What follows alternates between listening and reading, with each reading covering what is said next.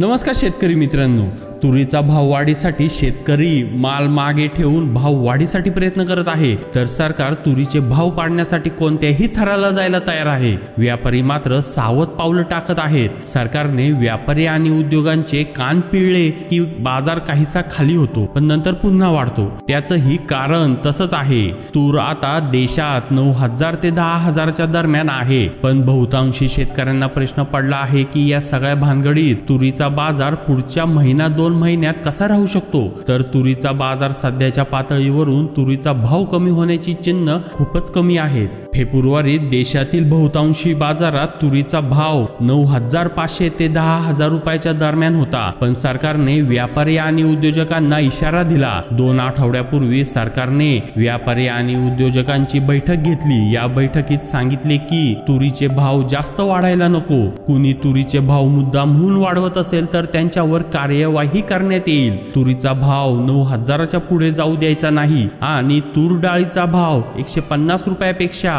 जास्त होणार नाही, हे सरकारचे उद्दिष्ट आहे। व्यापारी आणि उद्योजकांनी सरकारला तुरीचे भाव नियंत्रणात ठेवण्यासाठी मदत करावी असे आवाहनही सरकारच्या वतीने करण्यात आले आहे। सरकारने इशारा दिल्यानंतर उत्पादन कमी असून आणि पुढील काळात तेजी दिसत असूनही उद्योजक गरजेप्रमाणेच खरेदी करत आहे। यंदा तुरीचे उत्पादन घटले, सलग दुसऱ्या वर्षी उत्पादन कमी झालं, त्यामुळे तुरीचा पुरवठा कमी आहे। यामुळेच तर ऐन अवकेच्या हंगामात ही तूर तेजीत आहे, पण सरकार ही निवडणुका डोळ्यासमोर ठेवून भाव कमी करण्यासाठी प्रयत्न करत आहे। उद्योजक आणि स्टॉकिस्ट तुरीचा स्टॉक करू शकत नाही, कारण आधीच तुरीवर स्टॉकिस्ट लिमिट आहे। सरकारने बाजारभावाने खरेदीचा प्रयत्न केला, पण सरकारला जास्त तूर मिळाली नाही, कारण यंदा शेतकरी ही कमी भावात तूर विकताना दिसत नाही, त्यामुळे बाजारातील आवक कमी आहे। सध्या तुरीचा भाव 9,000 ते 10,000च्या दरम्यान आहे। पुढील 2 महिन्यात तुरीचा भाव 9,000 पेक्षा कमी होण्याची शक्यता दिसत नाही,